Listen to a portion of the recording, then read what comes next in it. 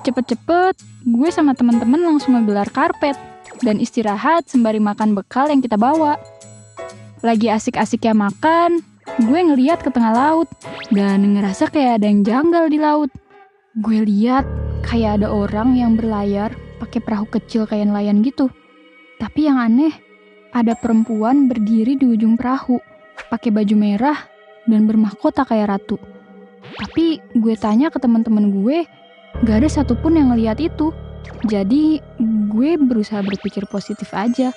Mungkin gue halusinasi kali ya, karena kecapean di jalan sama bawa motor tadi. Setelah puas istirahat dan ngisi perut, kita turun buat main air dan foto-foto. Awalnya sih gak ada yang aneh sedikit pun. Sampai akhirnya Kela dan Miftah memutuskan buat menjelajah lebih jauh. Pantai ini banyak banget batu-batunya. Mereka berdua pergi ke bibir pantai sebelah kanan atau belakang pulau. Karena pulau itu pulau paling ujung di daerah ini.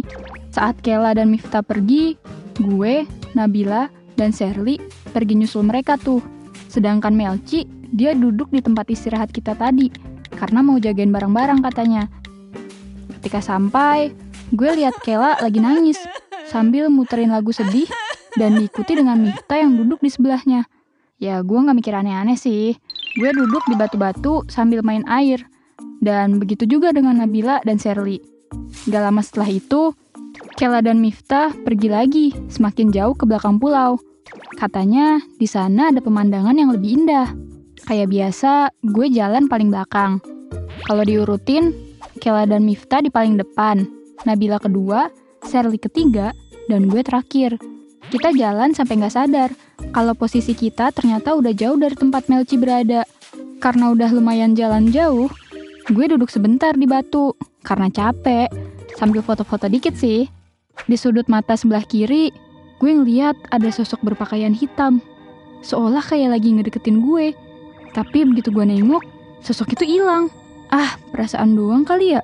Akhirnya gue sibuk lihat HP lagi, tapi sosok itu seolah berdiri makin deket.